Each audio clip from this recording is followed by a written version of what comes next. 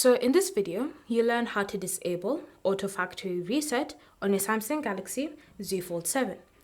So if you had previously enabled this feature as a way for theft protection, then if you want to turn it off, this is what you're going to do.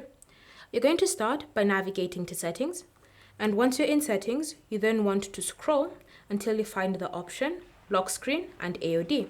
Tap on it. Once you've selected it, you then want to look for Secure Lock Settings and then choose that as well. And then enter in your current PIN, password or pattern. Once you've entered it in, you need to look for Auto Factory Reset. If you see a toggle next to it, you're just going to tap on the toggle once to turn it off. Once it's been turned off, the feature has been successfully disabled, and now you don't have to worry about your data being erased, even if you go through 20 failed unlock attempts. Thanks for watching.